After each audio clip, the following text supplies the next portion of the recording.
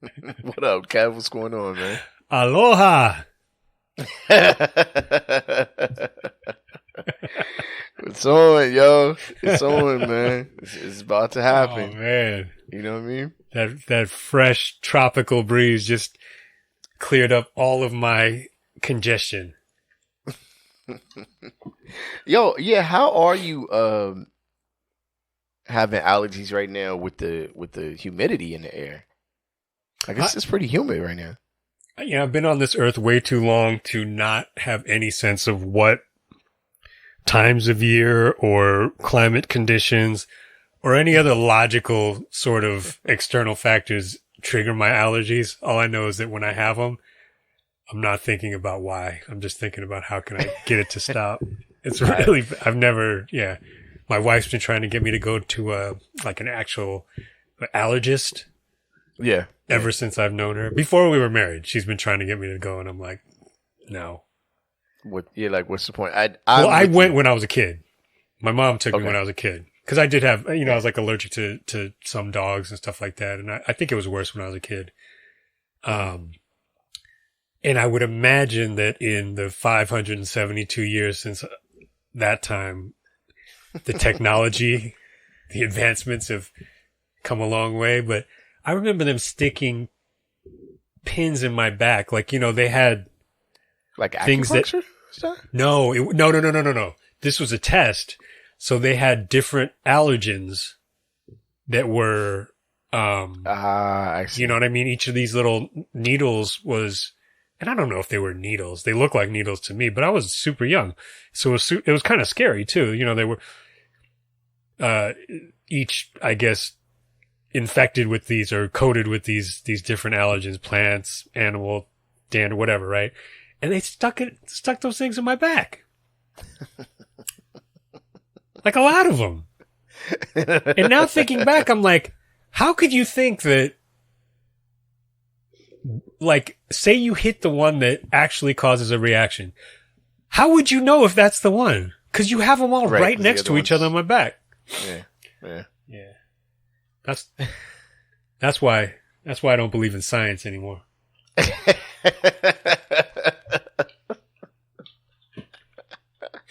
So you don't have any clue whatsoever, like what triggers it at all? Like, I mean, I know if it's windy, I'm gonna, it's like, oh, okay, I'm in for it or whatever. Yeah. I just go through I have now a logical progression of treatment, which is sniffle a lot and blow my nose, which drives my father-in-law crazy. Cause you don't realize how much you sniffle until you sniffle around someone who hates it. Yeah. Which everyone should hate it. Should they? I do it enough just on this podcast. That? I don't know. But he hates it. But he doesn't say anything, which I'm like, God, that's so cool of him. And like when it gets bad, I know when it's bad because he'll be like, oh, your allergy's really bothering you. I'm like, God, you're so nice. Because I know he just wants to say, shut the Yeah. My father-in-law borders on that. So I go from that, snuffling, blowing my nose, then maybe I'll, if I'm really smart, I used to take Benadryl way too much. Which is damn near like, it's the closest I've come to like overdosing on scissor, like just way too much Benadryl.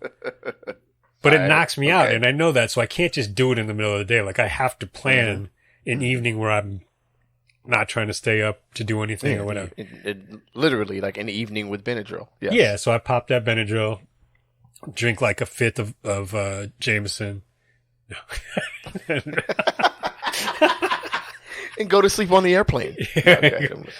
No, but the ultimate is when you know it's real, is when the neti pot comes out. Hey, that's when things have gone. Yeah. Now my mother is a fan of neti. I am not. I am. I tried it once and was like, "Yo, no, never again. I'm done." Guantanamo. I can't do it. Yeah, I was like, I just waterboarded myself. I didn't commit no crime. Not part of no government organization from anywhere else. Yet I still feel like it's going down. It actually triggers me now I mean, it triggered me before, but now after using that neti pot, now when I see scenes in movies where they're waterboarding, I'm like, okay, I partially know that sensation. It's horrible. The cold-blooded thing about it that I realize every time I do it, which again is not that often because I don't particularly love it either, and I'm freaked out by getting like brain worms or whatever the hell, all the things that they tell you can happen. Yeah. Is that by the time it gets that bad, in order for it to work, the water has to pass through your nasal passages. Mm-hmm. In order for anything to pass through your nasal passages, including air, your nasal passages can't be completely clogged up. Right. Therefore, it's dumb. Yeah, because then they're completely closed by the time you use them. Pretty much, yeah. So maybe I need to adjust my my approach. Your neti pot game. I have to do preemptive neti pot. Well, I feel for you. I hope you feel better soon, man. I since the pandemic, knock on wood, my fall allergies have not happened. Ooh. Now, yeah, I'm not sure what happened. I'm not sure if it was, something in the air that I just kind of caught and my allergies were with it. I'm not sure. But since the pandemic, the last couple of years, I haven't really hit those. They've hit, but they ain't hit like they used to hit. Oh, I mean, you should remember, like, back in the day, man. Like, yeah. Yeah, I was done. Like, there was a week. It was like a support group. It's interesting because I actually, I forgot to tell you, I met somebody who lives in your complex. And what she told me was that she has really bad allergies. And what she does is she wakes up at 6:30 every morning and she uses a leaf blower to get rid of all the pollutants. Yeah, she blows them right into the window, which maybe that's helping me. Like I'm becoming more immune to them because she keeps blowing them in the window. Yo, what's funny about it is like I'm old now, right? So like now I really understand when a season is about to change. So I was walking outside the other night and I walked back in and I'm like, Sarai, fall is coming because I felt the wind. It's like looking at the leaves, like, it's on the way, right? I'm like, yo, how old are you right now? You know, Game of Thrones. Basically, big facts. Winter slipped. Fall is coming. Yo, speaking of which, man, speaking of, really, actually, just kind of switching gears entirely. I do want to, because we have a kind of list of things to promote. Mm-hmm. Man, I got to tell you about my weekend, by the way. But Snapback Luau, Kev. Word. In your former stomping grounds. Right? Yeah. Okay. Yo, we got the Snapback Luau going down. That's Sahara Sandbar. So this is at 21601 Pacific Coast Highway in Huntington Beach. Come check us out. Snapback Luau featuring Beach Stang, Everready, Icy Ice, myself, Remark. It's all of us is gonna be rocking. It's gonna be a great time, man. It's outdoor 1 to 7. You know what I mean? Drinks will be flowing. It's probably like we getting right towards that edge of the last little bit of sunny weekends that we might possibly get. I was out in the South Bay this Sunday, and it was like, all right, well, we almost done with this sun, yo. So yeah, man, come out this weekend. That is this Saturday. Okay. Snapback Luau, Sahara Bar, Huntington. That's 21601 Pacific Coast Highway in Huntington Beach. Come check us out. And if you can't make it during the day, Kev, you got a second shot. You got another chance. Okay. You can make your way up to Fullerton to Snapback Live at Bourbon Street Bar and Grill in downtown Fullerton. Is right in the same place as Spaghetti Factory and Hopscotch. If you're familiar with the area, you know it. Bourbon Street Bar and Grill. It's going down. Snapback. I'm going to be there. So you got 2 chances to party this Saturday. Come kick it with us. Wow, so you're going hard this weekend. Man, now this is how it goes down. Like, all right. So, yeah, y'all come out, check out at Snapback_live on Instagram for all information, addresses, etc. Right there. Yo, Friday, snapback. LA, snapback downtown LA. Pretty dope. It was a dope night. It's cracking. This Happy past birthday Friday. to my Virgos. This past Friday. Yep. Word. Saturday, had to work serving food at a casino night so my daughter's team parents. I was a volunteer parent, so they had a casino night at the it's like sort of Japanese cultural center around the way in my neighborhood or whatever. So I was serving food. I was not I was the only black person, but I wasn't the only person serving food, so it wasn't like indentured servitude. So.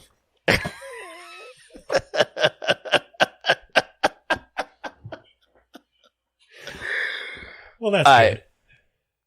Then I had to do snapback that night, so 5 to 7, worked the joint. Then snapback that night. Like, I don't even, like, the last 5 minutes of that drive home at 2:30 in the morning was like, wow, struggled. And then I had to get up and take my daughter my youngest daughter to her basketball game. Okay. Out in Torrance. Wow. So, yeah, quite a weekend. So to my neighbor Julio, man, I could not drink with you this weekend because it was super active. Oh man, it was quite a weekend. But great time all around. And yeah, man, it was fun. It was fun, man. Word up. Yeah, man. Yeah. I didn't do what's up with you this past weekend. Nothing at all, man? Well, we've had a few pretty packed weekends, so we finally were like, nah. Okay. None of those. Now, young Dakota, I know, like I think I mentioned this last week. I know you're into tennis in the house, or you watch tennis. Mm-hmm. So does she have any interest in any of that, playing sports, or would it, or not really. We're gonna see how these next couple of years go, though, because I mean, but she's, we've gone. I've taken her out to a tennis court to play a couple times, but that's about it. Yeah, just casual. She was like, whatever. But yeah, we'll see. I don't know. Cause I want to say she's bookish, but I don't know if that's what it is. She's interested in chess. She joined the chess team this year. Ooh. So that'll be, she's already pretty much can consistently whip my ass. So. Really? Yep. So we'll see how she develops. They have kind of like an informal chess team, but their chess team at her school has evidently been really good. Like they were, the 7th and 8th grade is really, really good. So we'll see how it goes. Nice. What is your position on forcing your kids to play sports or participate in activities of that nature? It doesn't have to be sport. It could be chess. Like, if she's like, I want to quit the chess team, are you like, nah, you got to see this through? Or are you like, whatever? Like, how do you feel about that? I'd probably push her to finish at least 1 year. I've always, I definitely think that playing a team sport is an important thing, being part of some kind of a team. But I think, especially if you like sports, I think you probably just naturally gravitate to it and hopefully learn how to be a good member of a team. But I think it's especially important for children who don't particularly like sports, because it's like, you may never do this for the rest of your life. And we talked, I talked trash last week. I'm like, I don't want, and I'll be sexist a little bit. Like obviously I have a guy's perspective, and the history of a young man, who was made to play, some team sports. And it's not like I didn't want to, but I didn't always love it. Like there were definitely times I was like, no, I don't want to. I don't want to do something else. Yeah.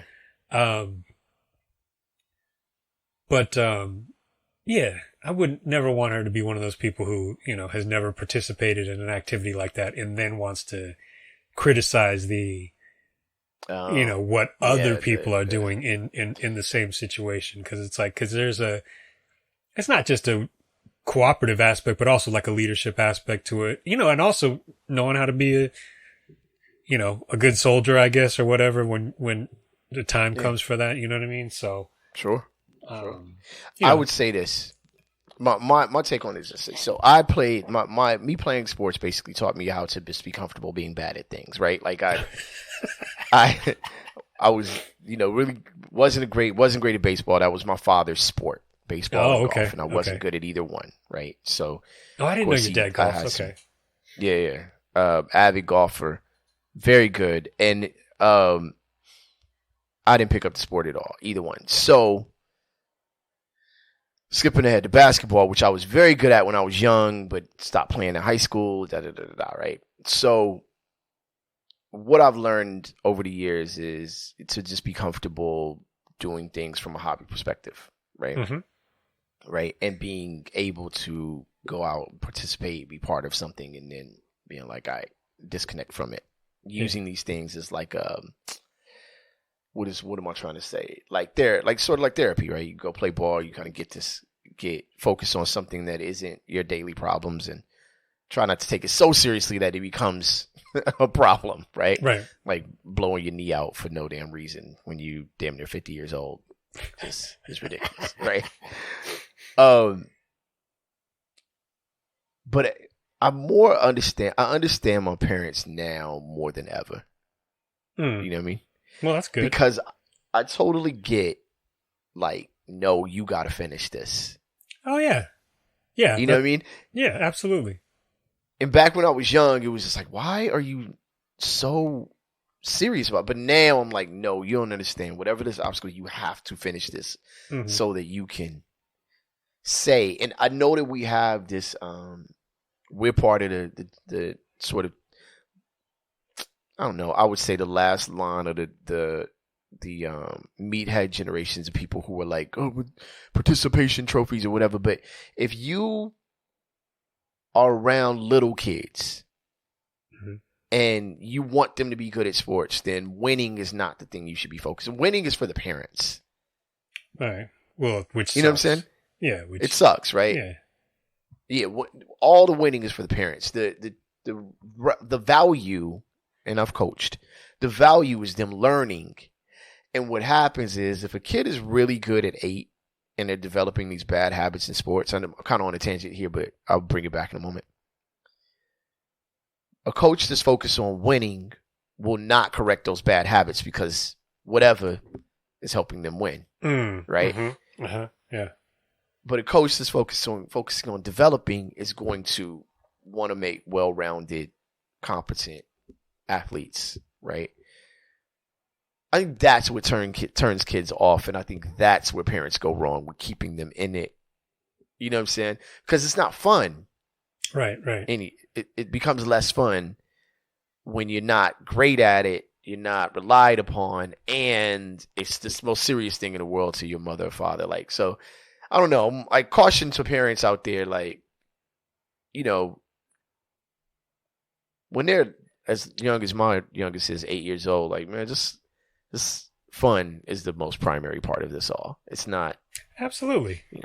Absolutely. Go out, have fun, touch grass, be around other kids your age. And that's another thing that's why your question gave me pauses, because the last few years have been, the pandemic happened right after we moved back out here. Yeah. But for my kid, moved out here and my wife.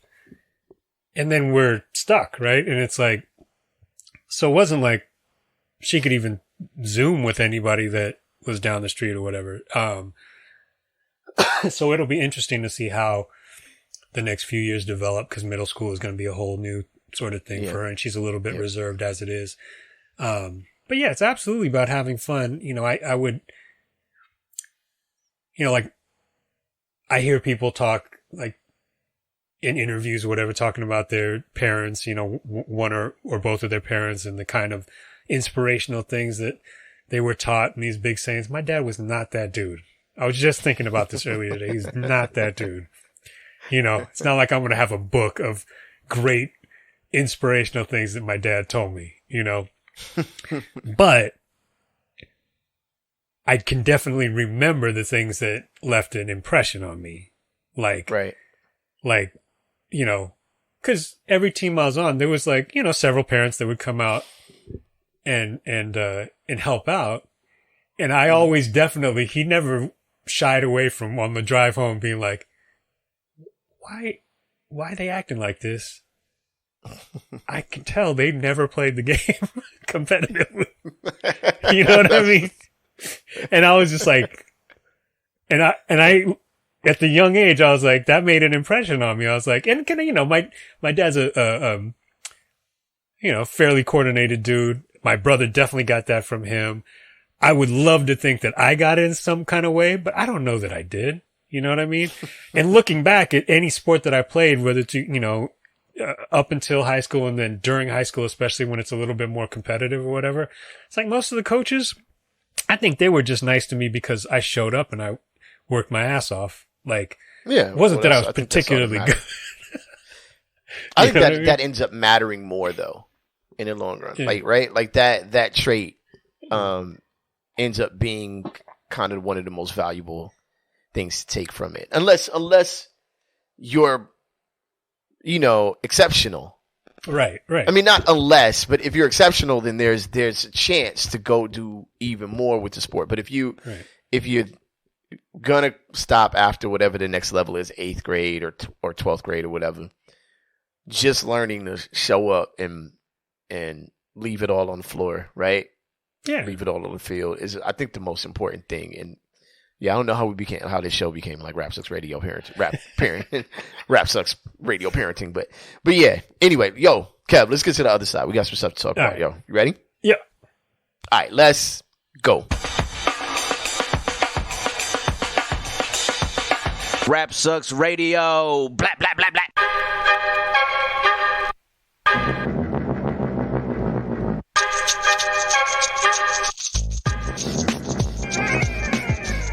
What up, y'all? You are live on Rap Sucks Radio with your homeboy Trek Life and your fam, Kev Sakota. What up?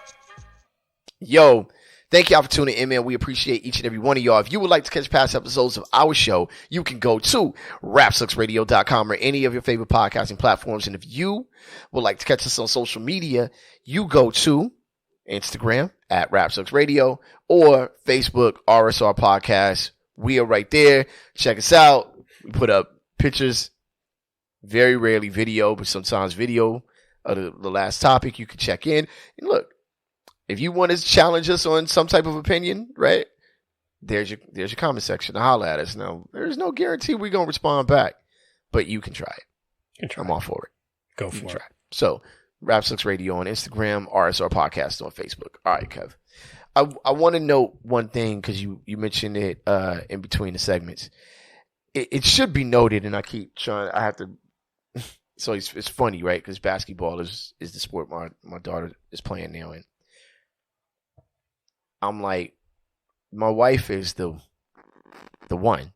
Mm-hmm. She's the one who has all the basketball accolades, played D1, like, you know what I'm saying? Like, I was like, I quit in 9th grade. You know what I'm saying? Uh-huh. And so the parents always like, how wait, come really? She's not coaching? Yeah.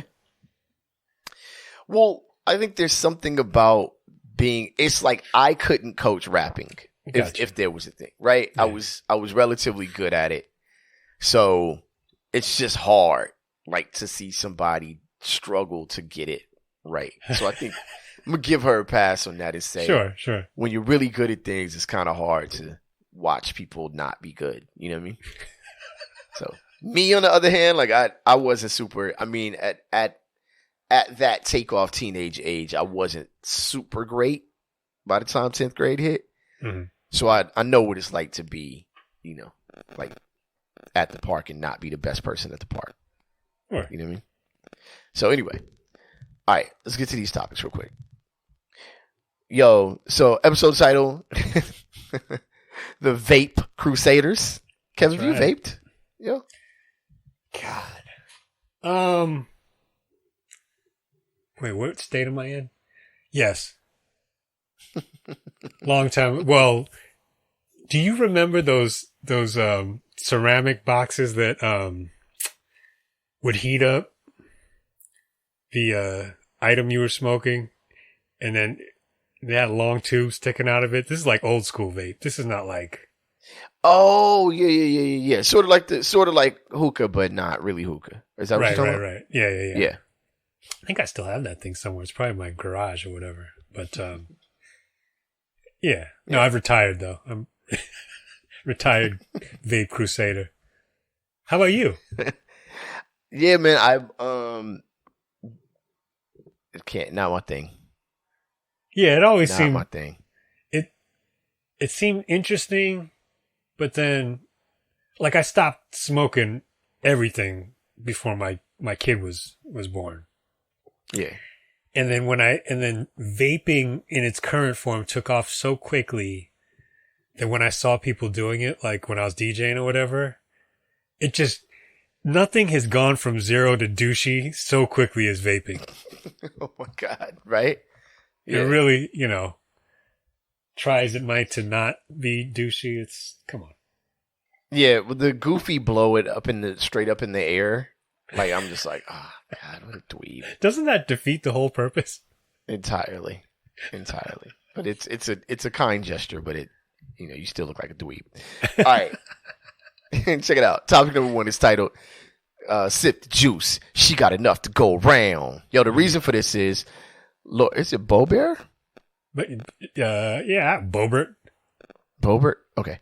Lauren Bobert was escorted out of Beetlejuice over reports of rude behavior. And the sources for this are NPR, HuffPost, NBC.com. Players involved with Lauren Bobert, the luckiest vape bro and fans of the art. So check it out. U.S. Representative Lauren Bobert of Colorado was removed from a Denver theater during a performance of Beetlejuice. The musical. The musical. All right. Surveillance video shows Bobert and a man being confronted by security guards and later being escorted out. The incident report mentioned confrontations with the staff where statements like, "Do you know who I am?" were made. I love that one. No. It's always a good one. Who knows who their U.S. representative is? Like, no one knows who you are. Just bottom line. They had a better chance of knowing me than you. 100% facts. Like, oh, yeah, I saw that dude on Instagram once. Like, no one knows. A government official should know the answer to that is no. We don't know who you are. I want to know any time in the history of the world where that's produced the result that you thought it was going to produce. That line. That question. It's never produced what you thought. No one's been like, oh, sorry. Yeah. Now that you mention it. U.S. representative. Now that you asked the question in such a conciliatory tone, of course I know who you are. You would have a better chance of like the Sesame Street Bill coming and explaining what you do. Right? Like, not only do you know who I am, it's like, I am U.S. representative. The average American is like, what does a U.S. representative do again? Like, I don't know what my representative do. Who knows? Well, I know what she did. All right. Check it out. Surveillance video shows Bobert and a man being confronted, blah, blah, blah. All right, so it says, per the Huffington Post, a pregnant woman who sat behind Bobert said the lawmaker was vaping, singing loudly, and taking long videos during the show. After complaining, the woman claimed Bobert insulted her. Bobert's campaign manager, Drew Sexton, responded, "I can confirm the stunning and salacious rumors. In her personal time, Congresswoman Lauren Bobert is indeed the supporter of the performing arts." Gasp. Did he put that gasp in there? Yeah, I'm pretty sure he did. Right. Yeah. He said Bobert appreciates the Buell Theater's strict enforcement of their no photos policy and only wishes the Biden administration could uphold our border laws so thoroughly and vigorously. Look at that. Look at that shot. Got the shot. Shots, right. Just shoehorn that shot right in there. That dude, that thing is 10 pounds of shit in a 5-pound bag. She struggled to get that in there, boy. Man. All right, Kev, take it away, man. Yeah, so, and you know what? I've tried to ignore her as much as possible, but she's difficult to ignore. She got elected, the not too long ago and is one of the cornier, nuttier people in the House of Representatives. I have never thought to even ask, but I Googled how old she is, which shouldn't say anything. I think there's a 24-year-old, the youngest elected member of the House of Representatives, who's incredibly thoughtful person. So let's not make age a complete issue, but she's born in 86. She's 36 years old. She's a little bit on the young side for a congressional, governmental body that's basically consists largely of ghosts. And I guess she decided to go to I mean, none of this is the part that makes her a pain in the ass, but she went to the theater and just acted like a complete... The only thing she could have done worse is probably take the videos on an iPad. Oh my gosh, she's not old enough for that. She was not old enough. I was at a wedding, and when the iPads went up, I was like, uncle. Yeah. That's, yo, bro. That's big. That's big grandpa energy. That is big grandpa. That is somebody's great. You are a great. You are not a regular grandpa. You somebody great uncle or somebody great aunt at that point. But people are just unloading on this lady because she's a jerk. And, she's sort of a trolly person, whenever she's on TV, while, Congress is in session and out. But she is... So now people are just dunking on her left and right because I think her husband recently filed for divorce. So she's out at this thing with a new dude. They're playing grab ass in the dark of the theater or whatever, which was, by the way, all caught on video. Listen. Wow. I say this in a bipartisan fashion. If you're in the dark at the theater and you want to play a little... get a little handsy. Yeah, do a couple hand to hands. Just it don't matter. Everybody needs love and affection. I'm all for that. But you don't got to be a jerk to everybody around you. And then she's vaping, and then there's a lady who's pregnant behind her who's like, I don't particularly enjoy that. And the lady probably wouldn't have liked it if she wasn't pregnant. I mean, it's kind of a jerk move to, in a closed space, but in the theater. But anyway, yeah. So she got kicked out and ran the "Do you know who I am?" When she was walking out. No one even knows. The funny thing is that I actually didn't even talk to my wife about this. So obviously not because of my bona fides, but because of my wife's profession, we end up getting, with the good fortune of being able to go to a lot of performances, a lot of great things that I wouldn't see if she was not in this position.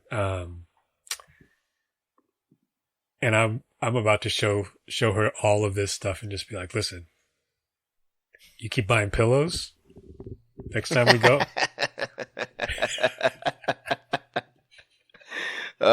This is how this ends up. This is how this story ends. So this is I was trying to shoehorn this in. I've been binge watching Law and Order. So when I read this story,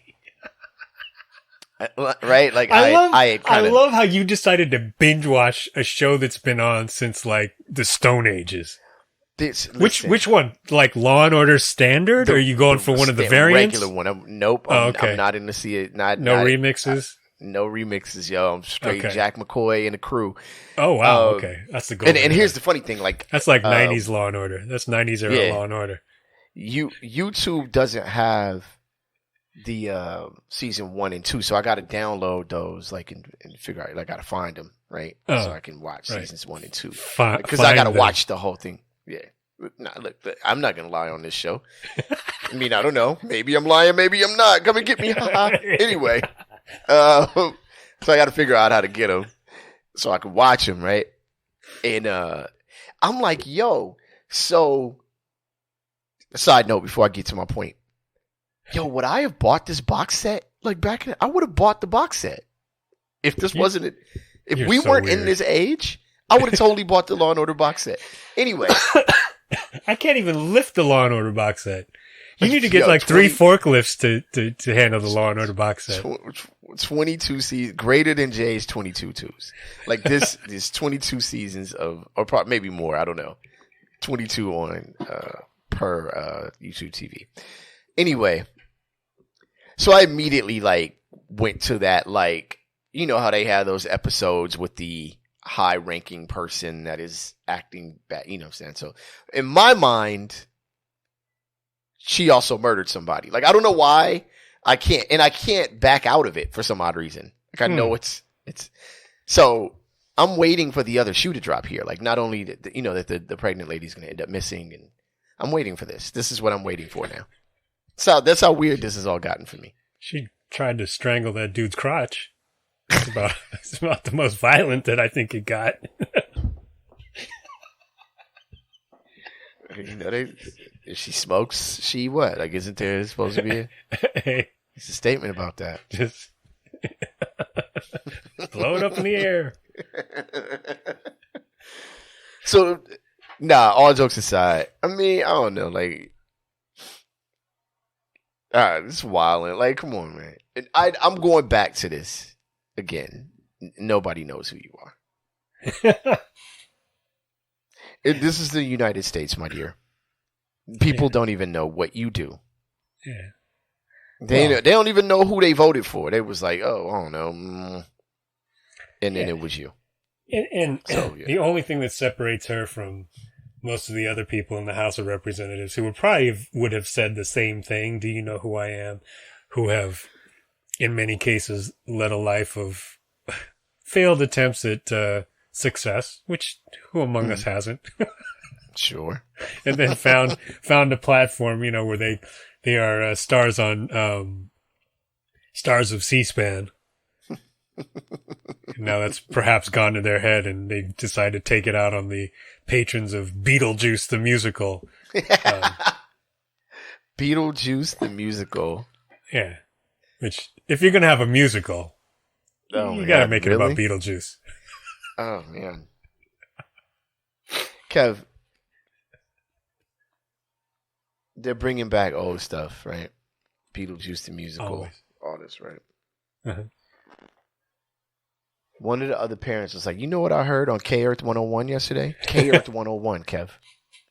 Well, you know your OG. I think you have to say that now, just to show. That's just like making sure that they could see that bulge under your coat right at your waist. You know what I'm saying? Just to let them know that you mean business. You gotta say K Earth 101. That's K Earth 101. Yeah, no, I'm not messing around. It's KNX can't say 101 FM. You can't just say K Earth. K Earth 101. So we switching topics. I'm done with this stupid woman. Yo, so he said he heard Brotherhood Creed, hell of a. This mess wait, is that what K Earth is doing now? Yo, that's what I'm trying to tell you. I've been turning to K Earth. I've been listening to K Earth for the last whatever amount of years. Don't judge me. I hate y'all too. But it's been bothering me because it's 80s pop / rock, right? So I'm still. It's not like when I used to listen to K Earth with my dad and Doc of the Bay would come on a regular basis. Yeah. That era's gone, right? Or like Shana Na or some shit like that. Exactly. Barbara Ann or Come On Irene, right? Now it's Come On Irene, but it's like the 80s version, right? Yeah. So I still haven't felt super old yet. Right? Because it's like the Eagles. Okay. Or whatever, right? So I'm still all right, I'm still good. Aha and all that. I was still a little kid. Bro, if they start doing Brotherhood Creed, it's a wrap. It's a wrap. You know who we need to get? Who was that? Whose reaction we need to get on that is the esteemed DJ of Brotherhood DJ. Creed. Yeah, my guy, man. Redmatic, AK. That's right. No. I wonder if he Uncle likes when I call him that. I called him by his old DJ name. What's his old DJ name?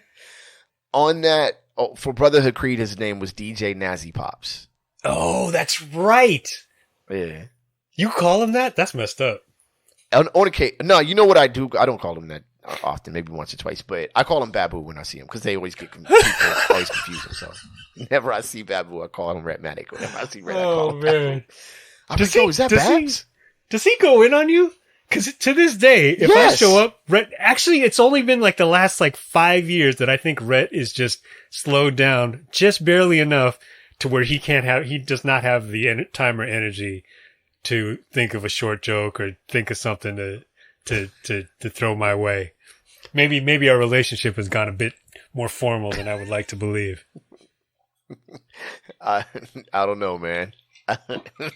Rhett and Mark Love, if they see you getting fired. It's there's no. Oh, I just caught one from Mark the other day. Just randomly. I haven't seen him in years, and I saw. It's just like, oh boy. Yeah. Well, Mark is. You always know you're finna get it because he starts off. Look at this guy. That's exactly what he starts off with, and then you're like, all right. Yeah. Yeah, man. If they start this, if I hear The Choice Is Yours on KRX 101, ooh, and if there's nobody in the car, I'm driving directly off the freeway. That's the end. I'm done. You're gonna hear.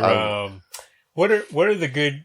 I don't think Choice Is Yours would make it. Let's see. Let's figure this out. What's the playlist? No, I think we're talking more like Paperboy, Diddy. I think that's that's where we're going. Yeah, I mean, if Hell of Us on there, then Diddy would make it. Yeah. Sure.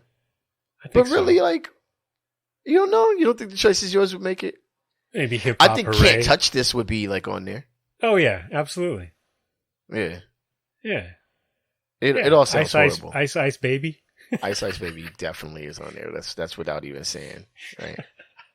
that goes without saying. Period. I love how we love to talk about how great our era of hip hop was, and then we just came up with 5 reasons why it. Right. Outside of this or that. No offense to Nazi Pops. Hell of a was the jam, but if you went to an Asian party and you didn't hear Hell of a, you were not at an Asian party. Shout out to Cerritos All Stars. That is the theme song for Cerritos All Stars party. But I mean, Cerritos, right? But still, it was like, God, dog, y'all finna play this joint. Is that the 7th time in 3 hours? That's crazy. Oh, that's funny. All right, let's get to the next one, man. Topic number 2, titled, this story was written by Rap Sucks Radio's AI, large language model. All right. Okay, that's right. Here we go. Reason that 2 million wedding nightmare in Aspen due to audio malfunction, right? $2 million wedding nightmare in Aspen due to audio function. Lawsuit says, sources Mercury News, the players involved are rich parents, the couple formerly known as Ariel Spencer and Caleb Hodge, and Nelly. Speaking of K-Earth. Hot in here. Classics. Wait, no, it would be Country Grammar. It would be Country Grammar. Oh yeah, Grammar would be 100%. I have, by the way, to all the listeners out there, I have reconciled my issues with Nelly. I'm actually okay now. I'm fine. Oh, you're just tired of catching it.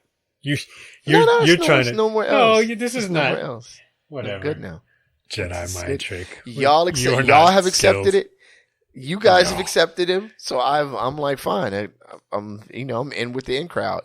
I go where the in crowd goes. Another KRX 101 classic. I see what you're trying to do. It's not going to work. You're still going to show up, and when you show up, that's when Nelly will drop. Much to your continued dismay. Don't worry about it. The greatest thing about emceeing, especially a snapback, but in general now, is whenever someone plays Nelly, they give me the what's his name? Chris Hemsworth, is that his name? I don't know. We're playing it. I'm like, come on, man. Every time, y'all. At this point, if Nelly gets played, the whole crew looks. Check that dude It's out. hot in here. Oh my gosh. But now I play it like to offset it. Like, yo, okay, fine, I'll play it too. Eagle's a pretty good song. We got to talk about Stockholm Syndrome. Too, all right. Right? Yes, exactly. I'm like trapped in Nellyville. Anyway, real estate developer Craig Spencer and his wife Barbara are suing Alchemy Concert Systems for an alleged, quote, horrific wedding nightmare costing over $2 million. It took place March 26, 2022. The lavish wedding for their daughter, Ariel Spencer, on Aspen Mountain had a major audio system malfunction that led to significant delays in the wedding schedule, including cold food, a late performance by the rapper Nelly.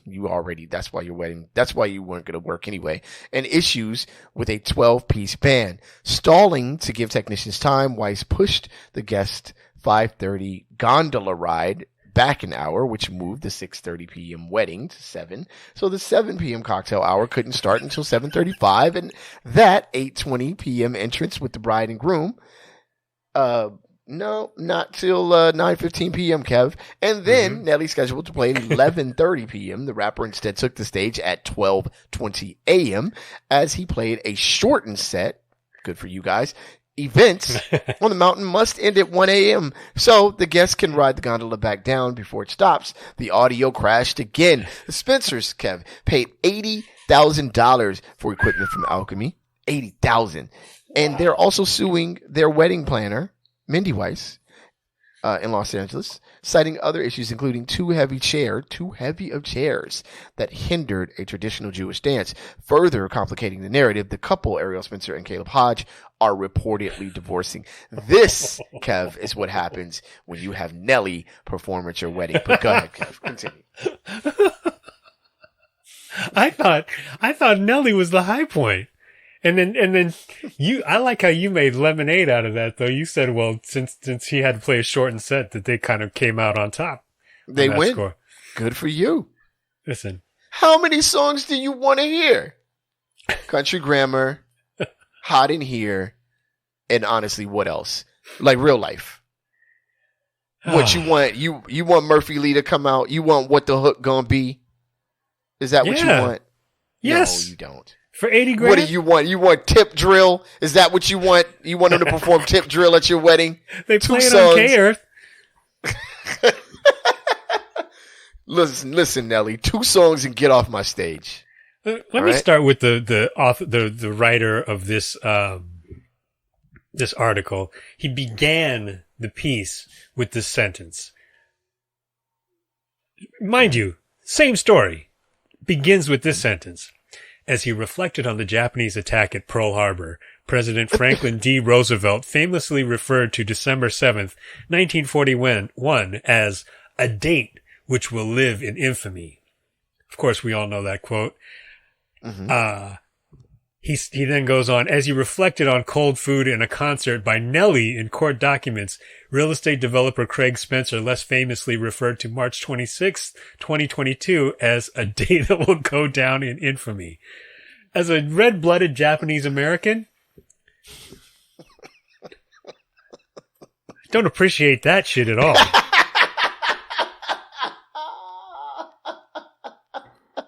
What? What? Just right off top. I'm just saying, the creative writing is going too far. But go ahead. Yeah. And then the sentence that says begins, and then there was Nelly, which is arguably one of the most perfect sentences in the English language. And it was Nelly. But we've pushed this article off, quite a few times because we've ran long on other things or whatever. Yeah, sure. I think I found this right after you were talking about, being host, working weddings and stuff like that. We had a couple conversations about that. Yep. How could this happen? I don't know. I'm reading this like, and this is the crazy thing about weddings. I'm not even thinking about the groom. I'm like, poor bride, yo. Oh yeah. She had to be losing her brain. And, and the parents, to be fair, even though they were crazy enough to spend that much money. But, it's a little girl, want to make it special. It's not happening for my little ones, but go ahead. Yeah. Good luck with that. Whoa. First of all, this is how you offend me as a member of my family. You ask me to pay for an $80,000 sound system. I'm already like, okay, year's salary. Right. And then I'm saying,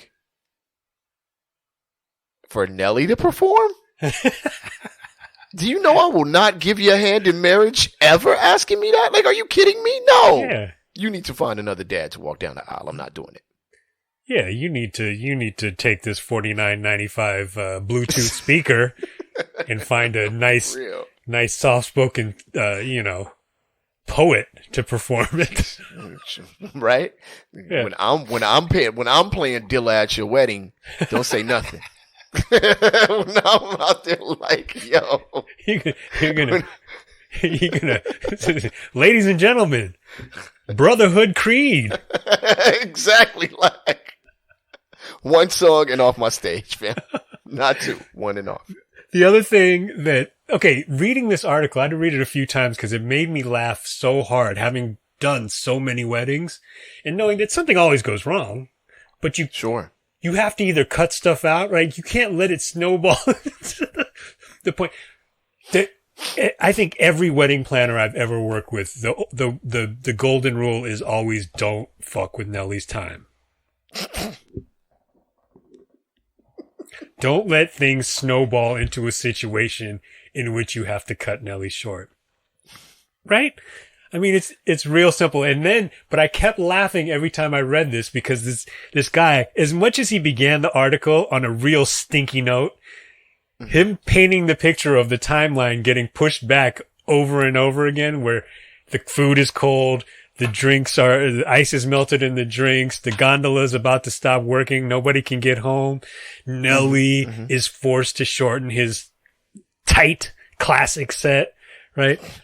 And then I realize the name of the sound system company is Alchemy, which is, I had to look this up just to make sure I wasn't tripping. Is basically the pseudoscience of trying to make gold out of shit, right? Right, exactly.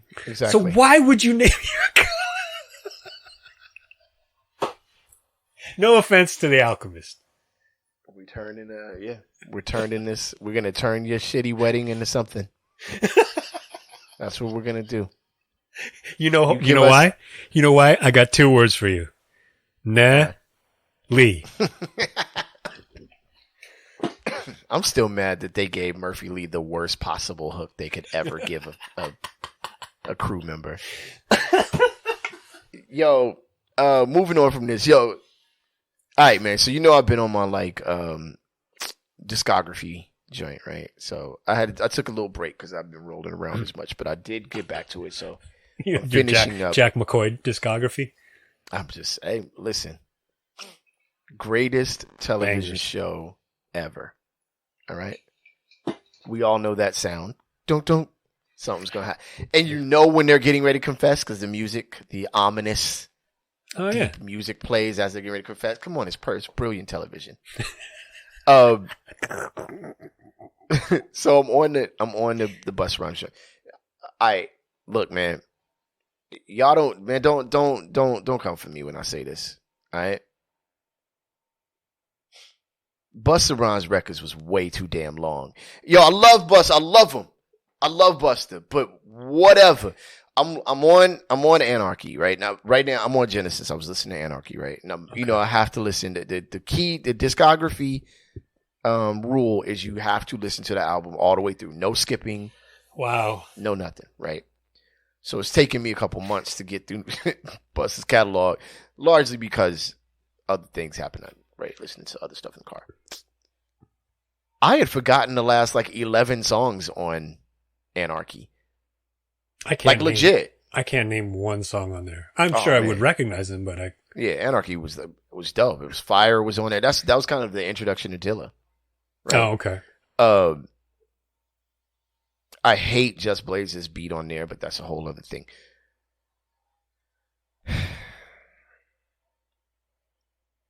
Probably one of the most entertaining, got to be the most entertaining rapper ever, right? Sure. Busta Rhymes? Definitely by far, up there. Not even close. Redundancy is an issue. And this is some long-ass records. See, them records was like 27 songs. Like, it's crazy how long every record was. I love Bus. I heard his story. I heard him telling a story recently. Where was this? Where he was talking about when he was really, like, hurting. This is after LONS. He would just show up at the studio. When he found out when people was going to be at the studio, right? He was cool with all the people who worked the front desk at the studios in New York. Everything's walking distance or train ride, right? And he would find out when someone he wanted to work with was going to be there. And he'd just show up and he'd tell them that he was recording, next studio or whatever, next room. And inevitably they would invite him to listen to something or whatever. Right. And he'd just write.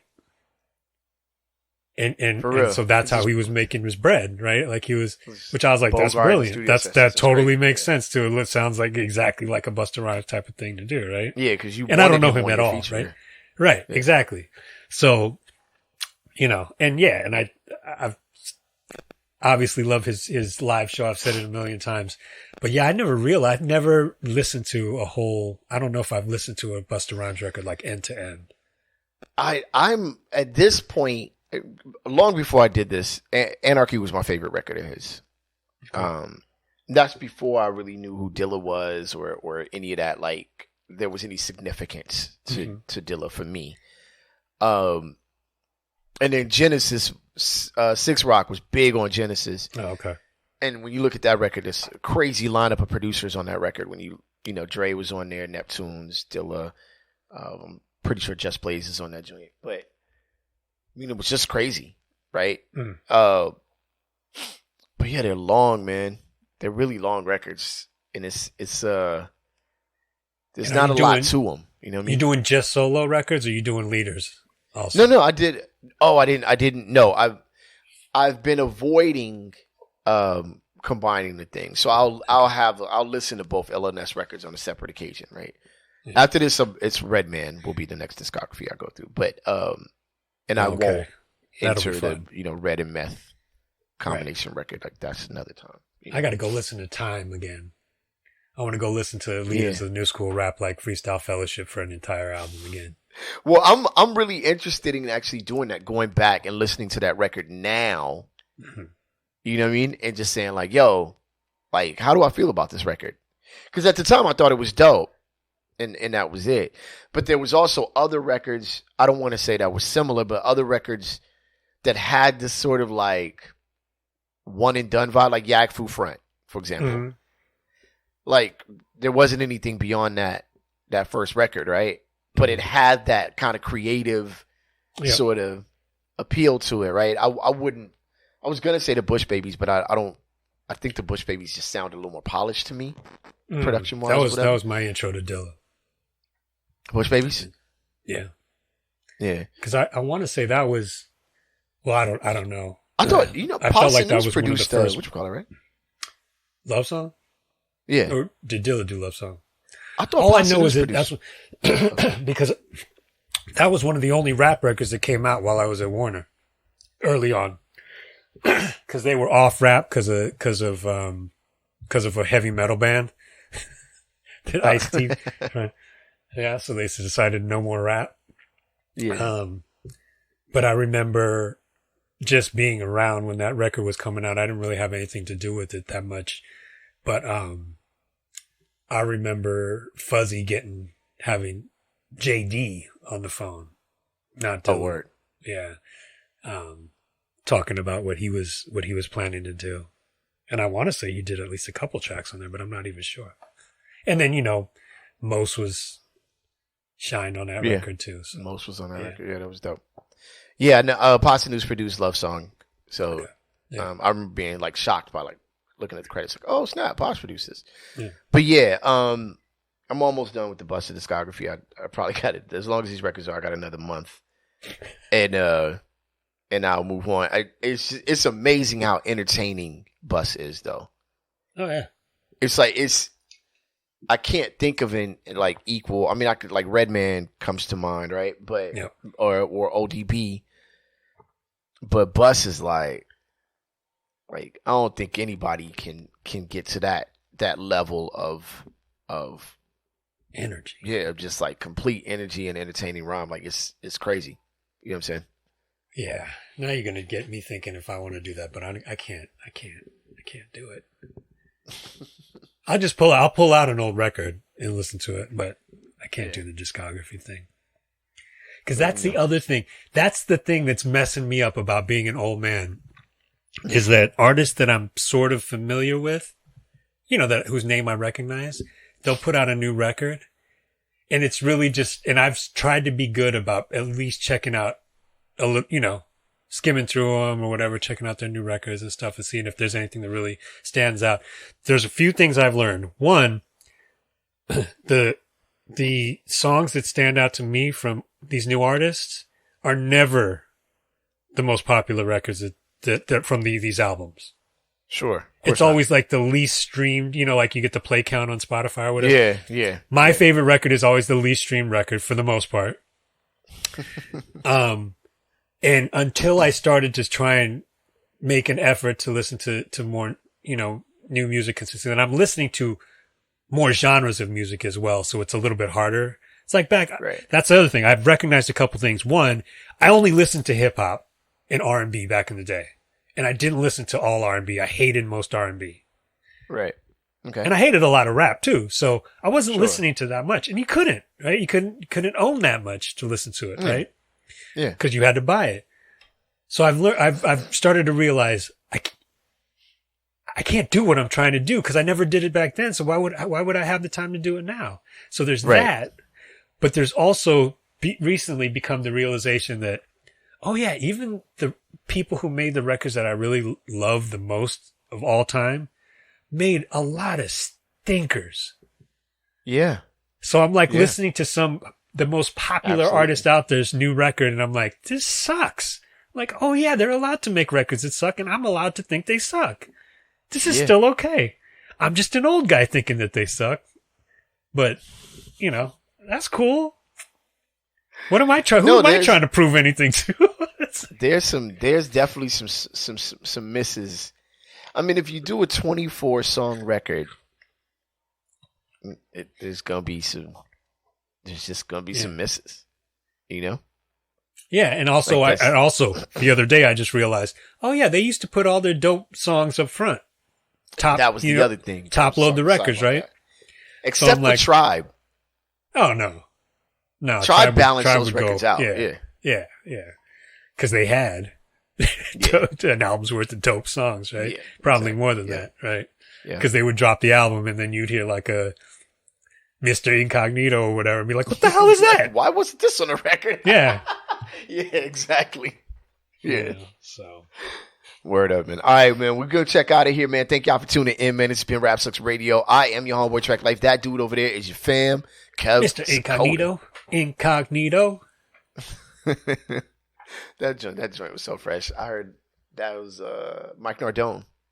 I first heard that on Mike Nardone played it. Word. Check us out. Past episodes of the show, you can check us out on rapsucksradio.com or any of your favorite podcasting platforms. Check us out on social media, Rap Sucks Radio on Instagram and RSR Podcast on Facebook. We out of here like last year on the count of three. We say peace. Oh, don't forget, Snapback Luau this Saturday, 21601 Pacific Coast Highway in Huntington Beach. That is the Sahara Bar. And also in Fullerton at Bourbon Street every Saturday. Snapback goes down, old school hip hop and R&B with some other stuff sprinkled in there. Like, you know what I'm saying? It's just kind of one of your, just like a 90s party. Maybe move up to the 2000s on occasion, right? I will be there. Come check me out. We out of here like last year on the count of three. We say peace. 1, 2, 3. Peace. We out, y'all. Dum-dum.